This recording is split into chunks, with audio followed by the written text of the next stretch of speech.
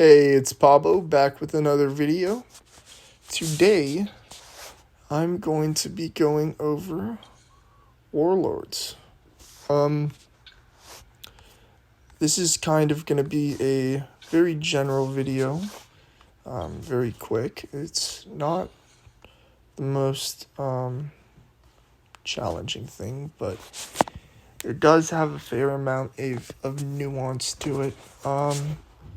So as you get these soul fragments, if you didn't know, soul fragments are the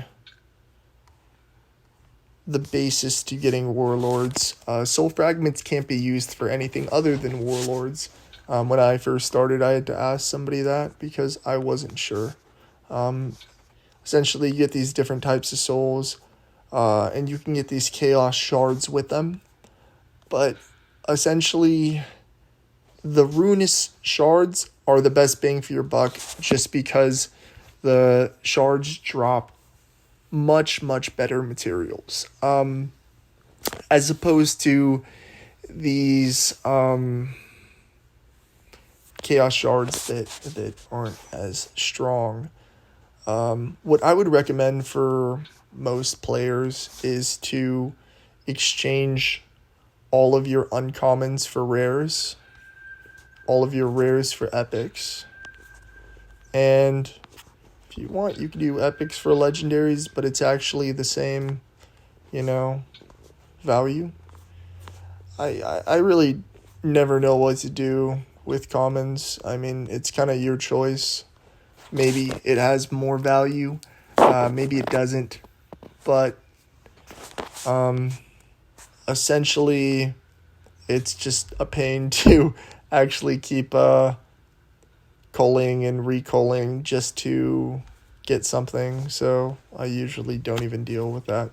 I take all my legendaries, exchange them for ruinous shards, and that's funny, I just purchased 0 with 0. Then I go to my Warlords and go to buy chests. I also have all these random chests from some of the events that we just did. The region wars. So I'm just going to open them as well.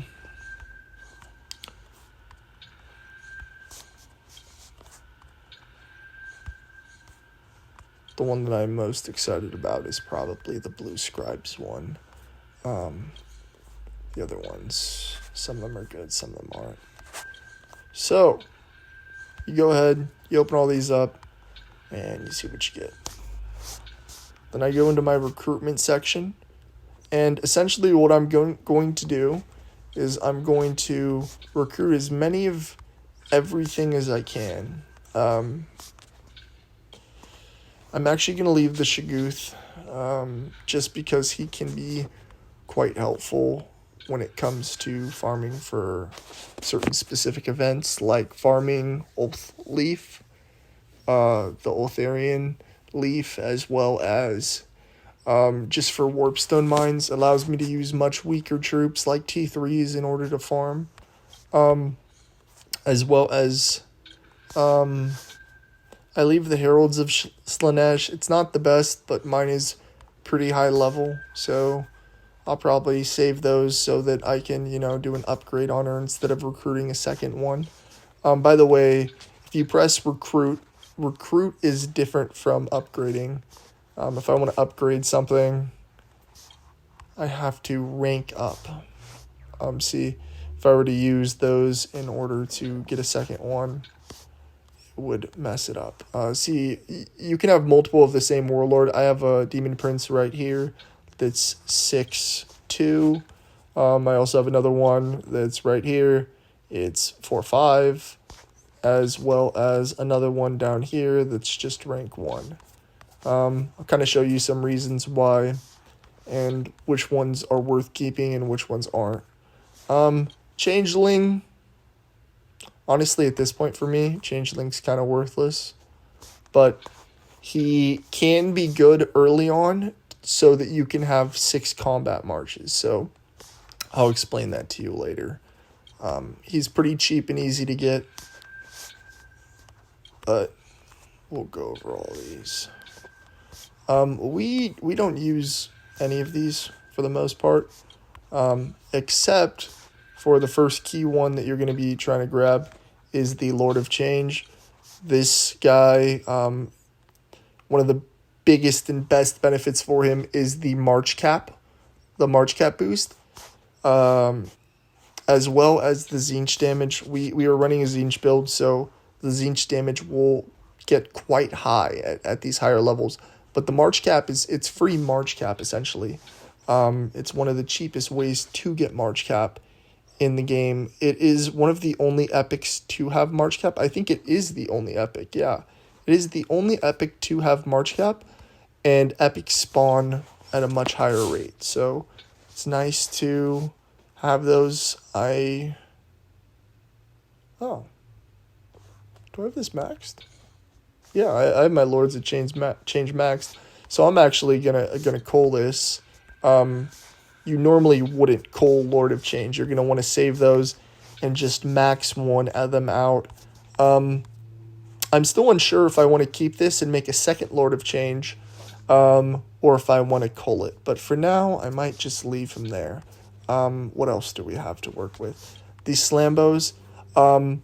I would recommend, especially for some of you newer players that are struggling to 6 March Reichlands, have 1 or 2 Slambos, because even, getting it to a rank 4-5, this one's 4-5 right now, he's actually very strong. It's a 26% overall combat bonus against Empires, as well as this 26% damage against broken troops and the undivided melee bonus. If you mix Slambo with like something else, like a Demon Prince that just gives you the march speed, you'll have a pretty nasty cleanup march for some of these Reichlands. So that's a trick that I generally do, especially to 6 March, and it can get expensive healing a lot of troops. So getting a free boost from your second Slambo isn't a bad idea. I'm gonna call these Mounted Exalteds. This War Mammoth is worthless.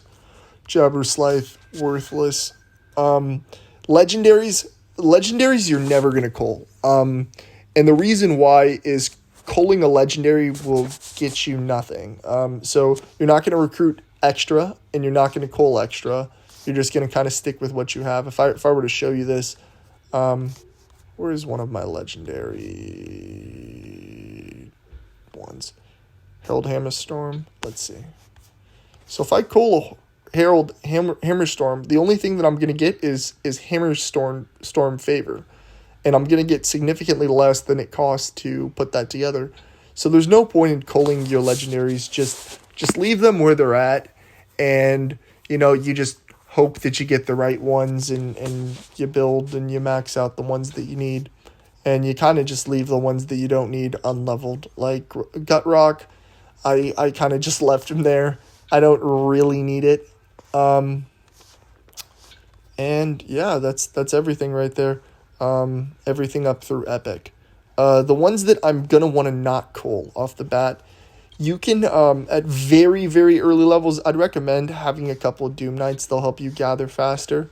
And you pair that with Shaguth, and you can just put both of them on, and that'll be 4 of your boosts. 1, 2, March Speed Undivided, damage bonus, as well as the March Load and Infantry. It's a very quick load up, and it will give you a significant amount of bonus gathering speed as well as speed. Similarly, Herald of Slaanesh also has 2, so you can quickly and easily pair it with Shaguth. I've upgraded mine quite a bit, so as you can see, my Herald is at 4-5, which gives me a 25% march speed. Not nearly as much as my 41% march speed from Karnak, but it's actually quite decent for some of my shorter gathering marches. If I would like to use it, it's an option. But I'm currently in kind of a stage where I'm transitioning into having Demon Princes. You're going to want to save as many Demon Princes as you can, and, build up a few of them simultaneously. They will dramatically help your marches for gathering. As you can see, at max level, it gives you 37% march speed. It's one of the cheapest and easiest ways to get march speed, and it's not about maxing them as much as it is about having more of them. I would say you kind of want to get into that 20 range, 20, 25 range, because then you're outscaling, you know, your other march speed options. And yeah, just a really nice, solid buff. Get to 25, you're already as strong as this Herald of Slaanesh. So I keep both of those, as well as, what else have I kept? Kept a couple extra Slambos, and everything else is pretty worthless. Oh, this Changeling is also good. If you're struggling to 6 March early, it's nice to have a Changeling. I've debated culling this, but at this point I get next to nothing from it, because I've invested so much into him. So I've kind of just left him there, and I think I'm gonna cull the rest of these though, just because that's a lot of favor. And so once you get to this step, you're actually going to want to go to each one, and you're going to want to cull them individually. And does this start? There. And by clicking each one of these, it adds up down here how much runish shards I'm going to get from culling all these. And the rare ones give directly straight runish shards. Wow, yeah, that's pretty solid.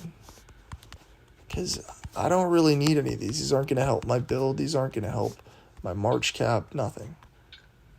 And I just go ahead and I cull all those. And I just let it load. For me personally, I'm probably going to go ahead and maybe at some point cull this Doom Knight. What's the march speed on this right now? 13. Yeah, I'm going to go ahead and cull this right now because I already have plenty of units that give me enough march speed. Oh, he's on a march. Guess I got to do it later. And so from culling all those, I got a bunch of chests, and I can do it again. And so basically what this will do is it'll funnel all of your runish shards to your most important warlords, and you won't be dealing with all these extra warlords that you don't need, taking up all of your precious shards and all your precious souls. So I'll leave the Heralds of Slaanesh because I would like to max that. It's also very cheap to max, so some people don't max it. It's not really the most important thing, but again, I personally figured I'm far enough into it that I could. I'm gonna trash those. I have enough where it's strong enough to hold a march, but I would rather have the favor to upgrade my Karnaks. My Karnak, my Skull Taker. I really want to max my Skull Taker. That's actually gonna be massive for my war brands. So what else do we have? The unclean one. Do I want to scrap this? Yeah, I'm going to scrap it for now. I don't really need it. There are other things that have march cap as well. Like Throg has very strong march cap. Right here. He has the march cap bonus. And his march cap actually is equivalent, 45% to the Lord of Change at max level. So there's no real loss in it. Sigvald also has great march cap. He is also equivalent. The only reason why I would consider getting a second Lord of Change is to have max march cap to add to my own war brands. For instance, if I am using Lord of Change, for instance, for, it's Tzeentch range damage, Tzeentch health bonus, Tzeentch melee attack bonus, I would have to use one in the warbrand itself and one to load to my own warbrand. So Some people do that. I think I'm gonna go for a build that doesn't focus as much on that, just because personally it seems like an investment that I don't feel like making, and I'd rather just have a Skull Taker maxed, because personally that's my goal right now, is to get that Skull Taker maxed. I'm very close right now. Also at these higher levels, if you didn't know this, in order to get to each tier higher, it'll cost some favor, but each level up will only cost more iron and a couple warlord honors. But at this rank 6, each and every one of these upgrades cost favor, so it can get really brutal getting to this pinnacle of a completely maxed unit. The only one I have entirely maxed is my Lords of Change right now. Everything else is pretty much getting there. My Sigvald's pretty close. My Skull Taker's pretty close. But this is why we're culling all these troops, in order to have more favor that is just focused on getting these 3 in. I'm done with upgrading this Slambo and that Slambo as well. It helped me finish most of my Reichland set, but at this point it is not that important. So where are we? I'm keeping the Demon Prince. I'm going to try to get 3 Demon Princes up and running along with my Herald of Slaanesh. I might get rid of my Herald of Slaanesh. So what I'm probably going to do is, for March speed, I got 1, 2, 3. My Sigvald, Demon Prince, Karnak, as well as my Demon Prince, Herald of Slaanesh. So 1, 2, 3, 4, 5, 6. And once I, get this Demon Prince and this Herald of Slaanesh to a high enough, or this Demon Prince and this Demon Prince to a high enough level, getting the 3rd Demon Prince will outscale this Herald of Slaanesh, and 25% March speed bonus won't actually start to sound like that much, and at that point I would probably just end up culling her. Not really a huge bonus, but I get some favor back, and it's not bad. So, you see how each time I do this, I get 1,000 favor back? So, yeah, that's all there is to it. It's not that hard, but maybe some people don't know, or they forget about it, or they overinvest in Warlords that don't matter. My personal opinion is that you should almost never be requesting Warlords, unless if it is literally like getting your Lord of Change to 6/6 or something right before an RVR. It's just not that important.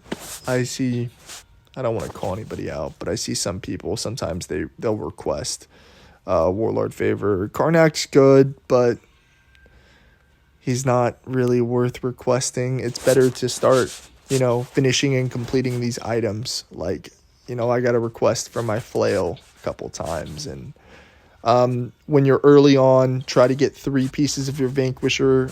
Request those, If you have to, request stuff for your Helm of Avarice. If you have to, request stuff for your Dwarven Boots, which I've already scrapped. Request for your Pennant of Shattering. Request for your Gauntlets of the Chosen, or anything else you're just kind of stuck at in between.